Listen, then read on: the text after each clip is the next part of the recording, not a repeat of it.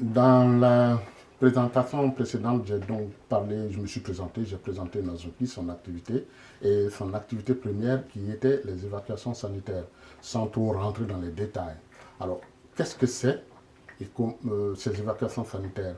J'avais expliqué aussi comment j'en étais arrivé là. Ah, en fait, beaucoup de pays, en particulier africains, transfèrent des patients pour aller dans des endroits où le plateau technique, où les compétences techniques sont meilleures. Parce que le cas en présence nécessite une évacuation sanitaire. Donc on l'évacue vers un centre mieux équipé. Ça se passe à l'intérieur du pays, mais ça se passe aussi du pays vers l'extérieur. Et en particulier, les pays africains, les anciennes colonies françaises, avaient l'habitude, ont toujours eu l'habitude d'évacuer en France. D'autres maintenant sont rentrés dans la danse, effectivement. Il y a des évacuations qui se font vers le Maroc, qui se font vers la Turquie, qui se font vers le Maghreb ou l'Afrique du Sud, et même jusqu'aux États-Unis, il y a des évacuations qui se font un peu partout. Il faut savoir aussi que ces évacuations-là se font toujours et se feront toujours. Parce qu'il y a des investissements qu'un État tout seul ne fera pas. Ou s'il le fait, c'est en réunion avec d'autres investissements. C'est bien pour ça que, par exemple, en Europe, la banque du tissu humain se trouve à Bruxelles. Et que les centres de grands brûlés sont partagés. Il y en a en Allemagne, ici, et selon les cas, ils se partagent les patients. Donc les évacuations sanitaires se feront toujours.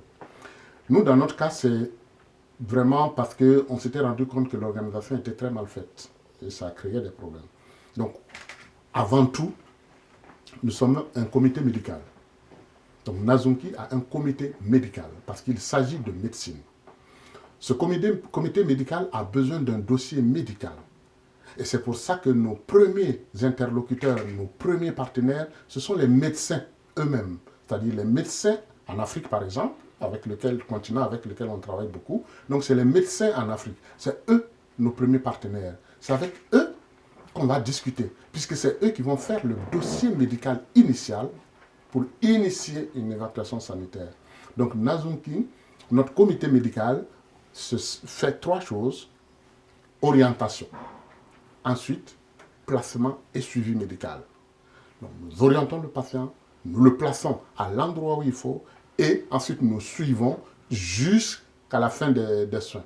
Cela nous a permis d'avoir aussi un certain nombre d'éléments, et surtout que nous sommes un peu dans la télémédecine, pour savoir dans quel domaine on évacue le plus et dans quel domaine on devrait investir dans chaque pays pour éviter d'évacuer trop, et qu'est-ce qui leur crée trop de problèmes, et en particulier qu'est-ce qui est très cher. C'est par exemple dans ce cas qu'on se rend compte que l'urgence, ça explose tous les budgets dans tous ces pays.